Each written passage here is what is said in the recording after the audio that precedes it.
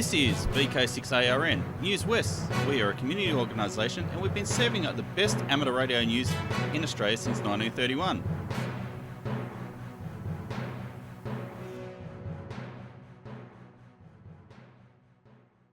Hi there, I'm Clinton, VK6FCRC, and welcome to Newswest. Now on with the show. Foundations of Amateur Radio. Over the past weeks, actually probably more accurately years, I've been carrying around an idea. It's been bubbling away and I've been trying very hard to make it solidify into something that I could explain and then hopefully attack. Today I woke up with a hunger to do some radio and ultimately tell you about it. To get to a point where my aha moment emerged, I need to provide some history. Traditional radio activities involve variations on a radio plugged into an antenna, with the operator talking into a microphone or torturing a Morse key. If you want to operate digital modes, you essentially have two choices. You can use a rare radio with inbuilt digital modes, or, more commonly, connect a computer to the radio via an audio interface, which essentially replaces the operator with a computer. This implies that the radio is physically connected to the computer and in the same room. What if you don't want either? There's another aspect to this.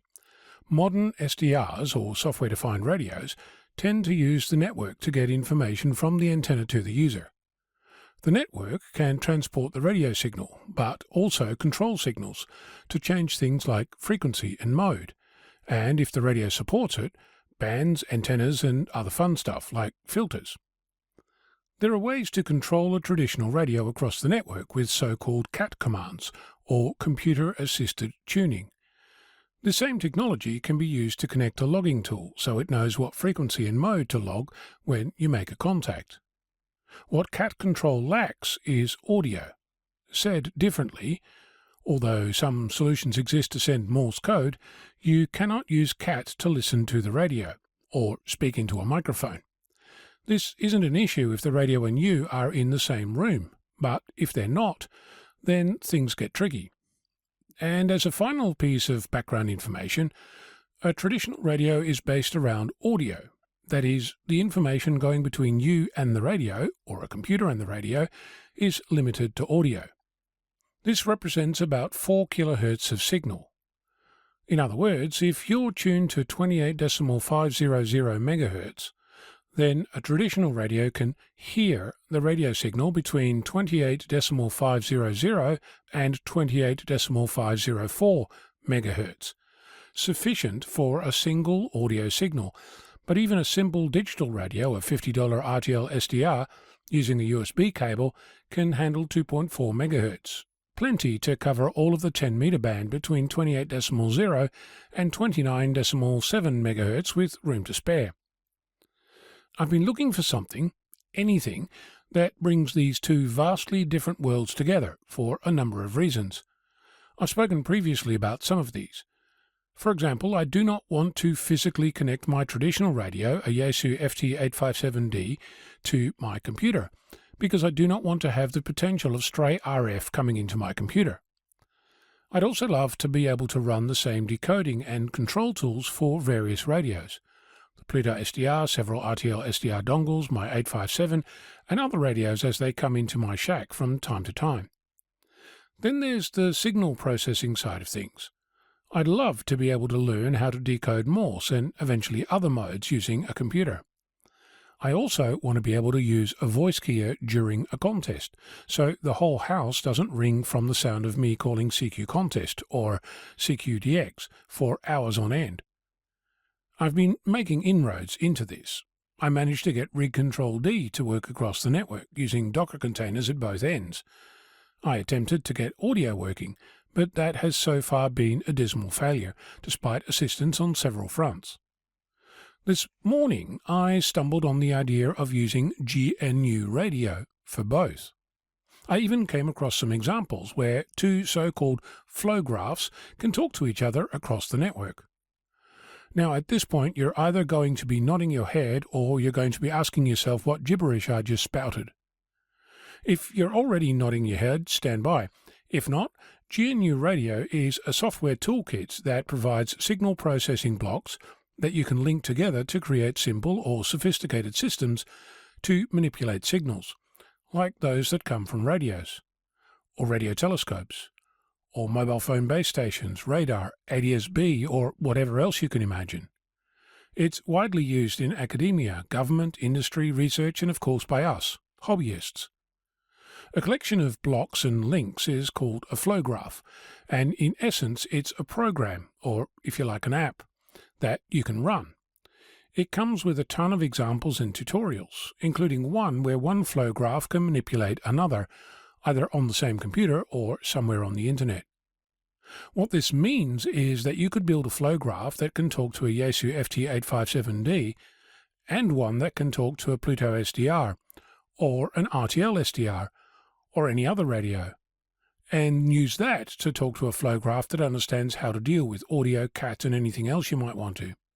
It means that for the first time in years, I can at least imagine a unified world where my 857 isn't a boat anchor when compared to my Pluto SDR. Of course, they don't have the same functionality, but at least I can handle their signals in the same way.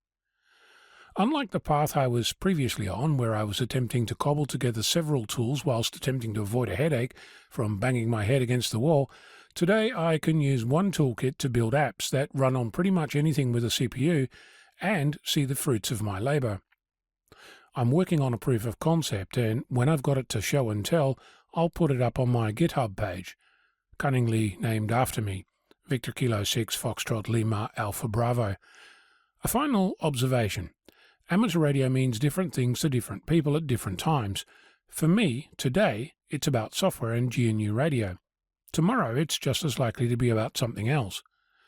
What is possible depends entirely on your imagination, so get playing, either on air or online, whatever gets you smiling. And remember, the impossible happens immediately. Miracles take a little longer.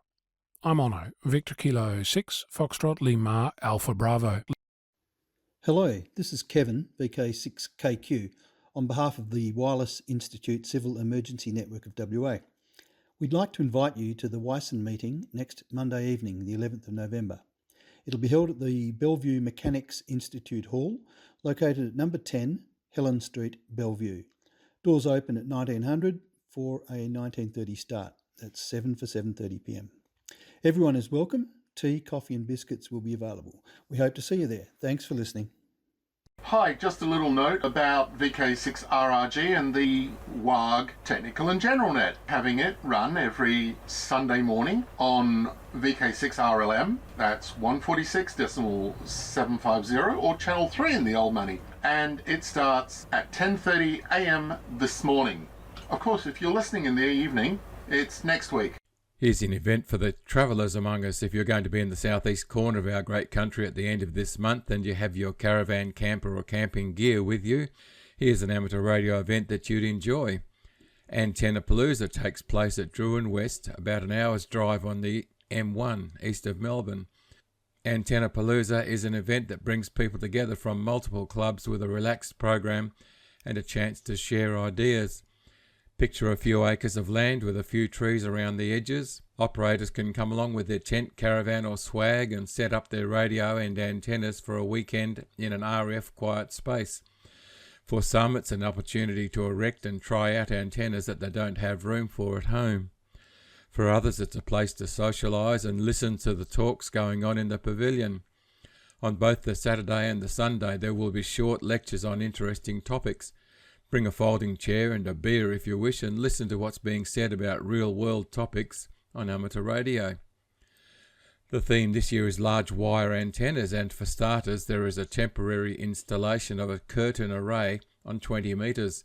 Imagine two 19-metre masts about 60 metres apart, supporting 8 half-wave folded dipoles for 20 metres, each with a half-wave reflector behind it, aligned for Europe short path. It ought to be quite a sight. And here's the crunch. If you wish, you can try out your radio on this big boy antenna. Antennapalooza is free. You don't need to register ahead of time. Just rock up. There's a big grass paddock with some trees around it.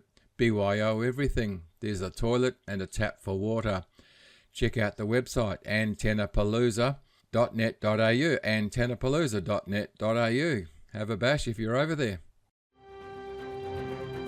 This is Newswest, your amateur radio news on VK6ARN, originating on the Newswest linked repeater network and HF relays. Foundations of Amateur Radio. The hobby of amateur radio is one of experimentation and change. For decades, this came in the form of circuit diagrams, components and scrounged hardware from anything that wasn't bolted down. New functionality came with the aid of a soldering iron.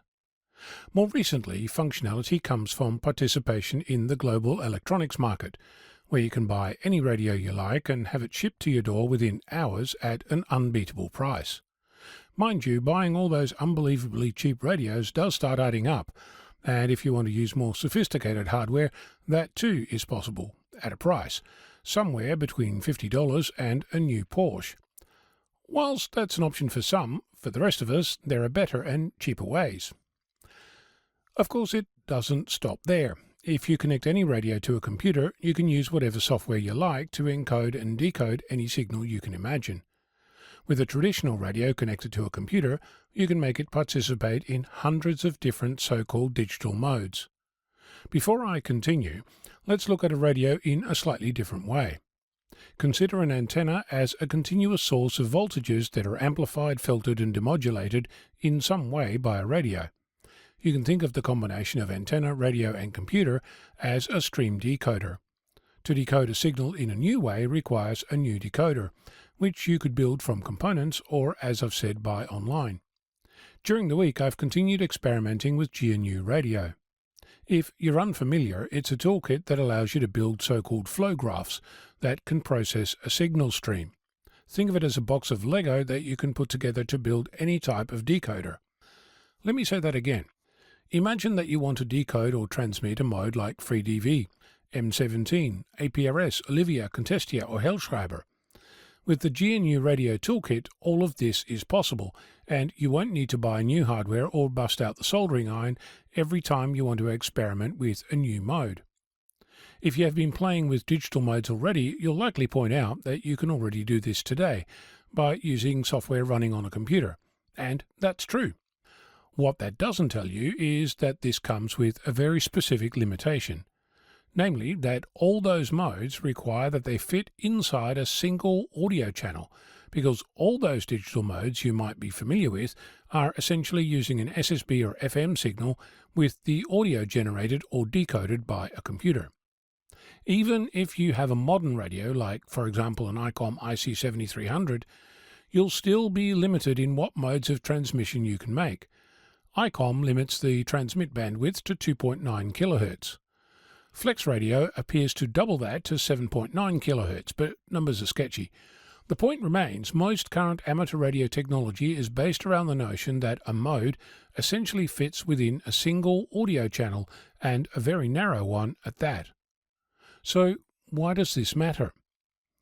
If you run out of FT8 space on a band, right now you need to change to an alternate frequency to play, but you'll only be able to see the stations that are using the same alternate frequency, as long as they fit within the bandwidth of an audio signal. If you wanted to check out the main frequency, you'd have to change frequencies and keep switching back and forth. Using this idea, monitoring all of FT4, FT8, Whisper and all CW beacons, all at the same time, becomes unimaginable, not to mention costly, if you needed a radio for each band and each mode. What if you wanted to use another mode that took more than about 4 kHz, like say a 5 MHz wide DVB-T signal, which you could be experimenting with on 70 centimeters? Or what if you'd like to compare a repeater input with its output at the same time? Or compare two repeaters together? Or find the best band to operate on right now? The point being that there are things that simply don't fit within a single audio channel that you won't be able to play with using a traditional radio. As it happens, that too is a solved problem. Remember that I mentioned that you can think of an antenna, radio and computer combination as a stream decoder? What if I told you that an SDR, a software-defined radio, is essentially a device that translates antenna voltages into numbers, which you can process with GNU Radio. Whilst that does imply replacing your radio, you don't have to jump in at the deep end to start playing, and even if you do decide to buy new hardware, you can get your toes wet with all manner of self-build or commercial kits. Even better, you can start with the gear you already have today and become familiar with GNU Radio. And when you're ready to expand your station, you can add in an SDR and continue to use the same tools to experiment. Not only that, you can do interesting things by combining what you already have. Consider, for example, the idea of using an RTL SDR as the receiver with a traditional radio as the transmitter. You could decode all of the FT8 signals on a band and transmit where there was space to do so. The point being that you can do this one step at a time.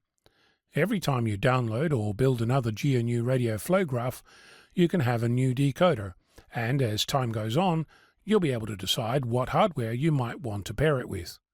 To be clear, I'm talking about the gradual change from component-based radio using audio interfaces into software-based radio. It's not like we haven't done this before. Anyone recall spark gaps? Or valves? The future of experimentation is bright, and it's filled with bits. I'm Ono, Victor Kilo 6, Foxtrot Lima, Alpha Bravo. On Tuesday afternoons and evenings, the 40 and 80 metre bands come alive with the sound of slow CW. Who would have thought that this ancient art, which some say was once such a dreaded part of the amateur licence test, would become so popular in these days of modern communications? The uncontrolled net is run in designated portions of the two bands to encourage new CW operators to have a go at slow CW in a safe and really friendly environment. Slow speed and lots of mistakes are par for the course.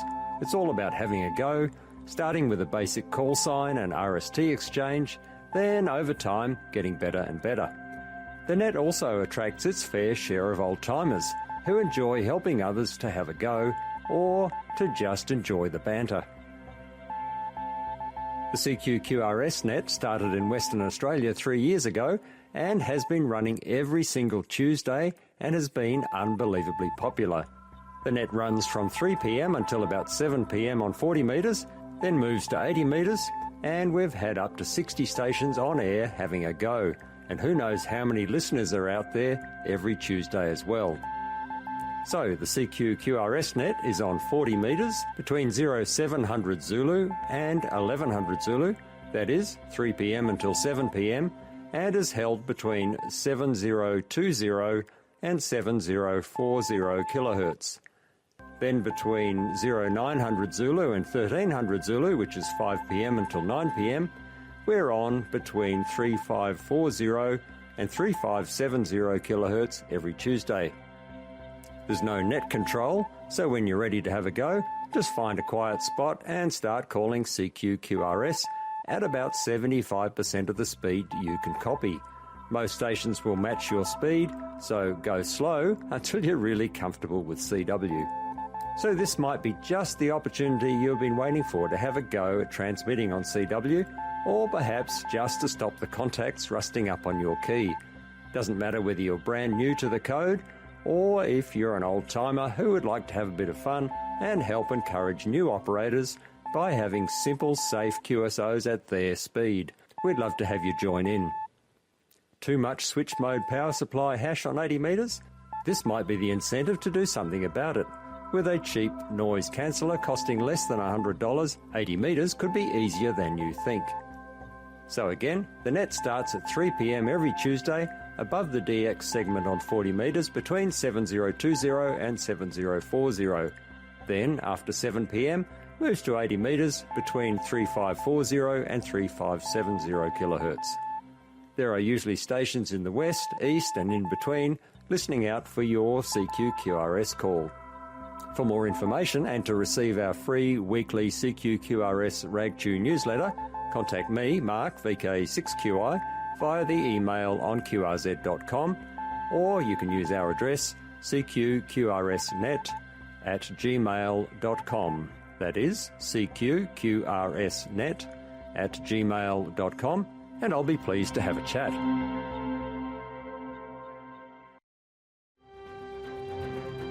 This is Newswest, your amateur radio news on VK6ARN, originating on the Newswest linked repeater network and HF relays. Have you seen the November edition of the QTC magazine yet? Check it out. QTC is an electronic amateur radio magazine produced by RASA, the Radio Amateur Society of Australia. We've changed from a quarterly magazine to a smaller, monthly format in order to bring you news and announcements in a more timely manner. The publication target date is the end of the first week of the month. The lead story for the November edition of QTC concerns a recent announcement by the ACMA on the application process for beacons and repeaters. The big change is that the requirement to channel applications through the Wireless Institute of Australia has been removed. Amateurs, either individuals or clubs, now apply directly to the ACMA. There are some conditions that may apply, so prospective applicants should appraise themselves of these and seek advice. The changes were made after a consultation process conducted by the ACMA.